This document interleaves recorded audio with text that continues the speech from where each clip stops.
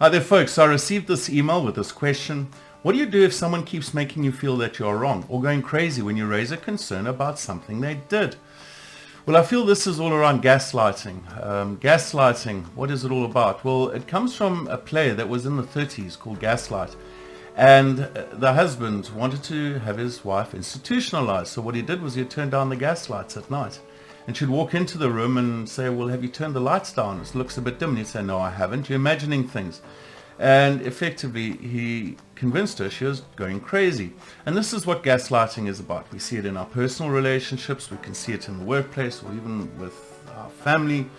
And what is actually happening? Well, there's emotional abuse from the other person where we might actually see them do or say something.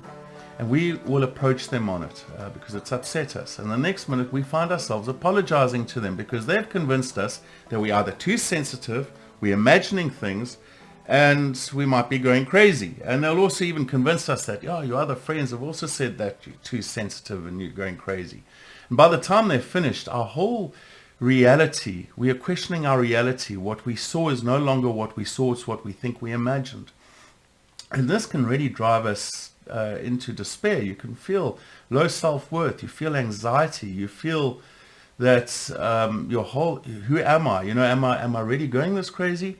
And that's the difference between lying. When somebody just lies outright, they're not having a go at your personality or your identity. And it's really a dangerous place to be in. So how do you deal with this? Well, the first thing is to realize what will keep you stuck in a gaslighting relationship is you want to trust the person. You don't want to be right that they are a gaslighter.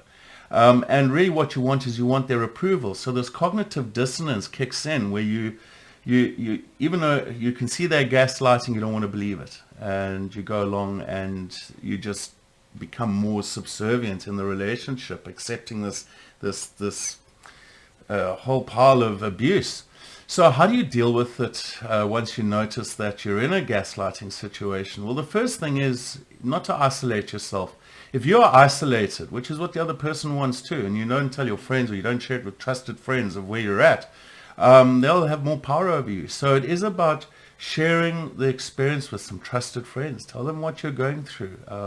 Get some feedback from them. It does help support that lack of confidence you have, and it might help leverage off. You might get some of the energy from them to maybe start setting some boundaries at first.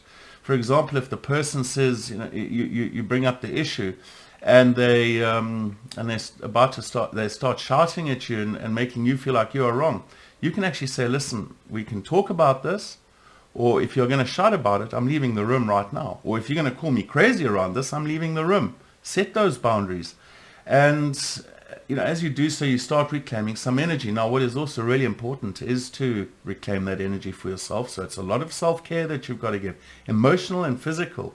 And that might also mean that you have to see a therapist if it's really if you really find yourself in a tight spot.